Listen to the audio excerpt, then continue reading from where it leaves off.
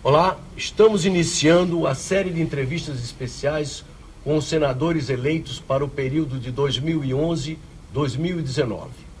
Hoje eu vou entrevistar o senador Eunício Oliveira, do PMDB do Ceará. Senador Eunício, queria começar perguntando sua trajetória pessoal. Queria que o senhor falasse um pouco da origem de sua família e como é que o senhor entrou na carreira política.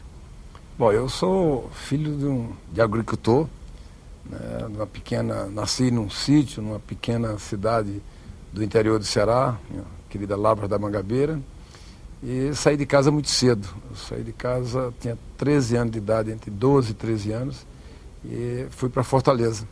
Nós fomos assistir um jogo de futebol lá em Fortaleza para ver o Pelé jogando, era Santos e Ferroviário, e eu, quando voltei, disse para o meu pai que não queria mais ficar na minha cidade.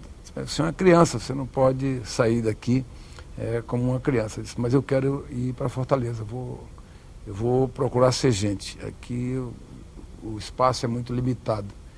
E naquele tempo as diversões eram, né, muito pequenas, numa cidade do interior. O que as pessoas faziam era ir para uma tertúlia, comprar uma quartota de cachaça, que era muito jovem, as pessoas, era fumar, beber uma quartota de cachaça e ir para uma tertúlia. Eu não queria aquilo, eu via aquilo em alguns amigos, em alguns parentes, e eu não queria seguir aquele caminho, eu imaginava que eu podia ser diferente nessa questão. E fui para Fortaleza muito novo, eu fui morar na casa estudante, dividi com mais 2 companheiros um quarto de 9 metros quadrados. A gente dormia em rede porque não tinha cama. E cheguei em Fortaleza no começo do ano. Quando foi em agosto, eu passei indo para a praia e vi uma placa, precisa-se de auxiliar de escritório, na fábrica Fortaleza. Foi meu único emprego na vida. Eu comecei a trabalhar lá com 13 anos de idade, saí de lá aos 22.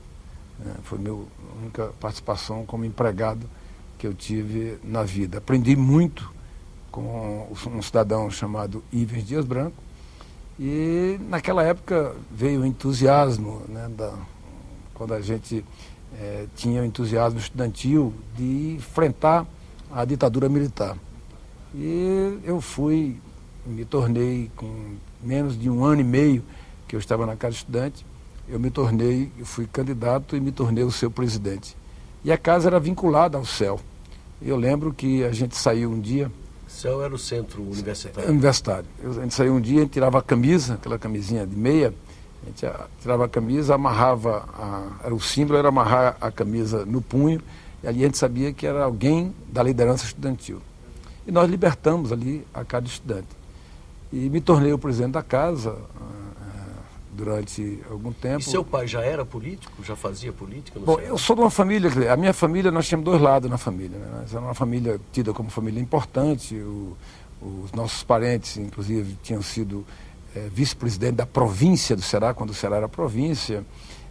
Um lado da nossa família era pessoas abastadas, que eram senhores de engenho, né, que era o coronel Raimundo Augusto, coronel Gustavo Augusto, que era o senhor de engenho, mas, como toda a família, nós éramos o lado pobre da família. Quer dizer, meu pai, meu avô era o lado mais pobre da família. E por ser o lado mais pobre da família, a família sempre teve importância nessa questão política. Mas eu sou de uma família de MDBistas, né?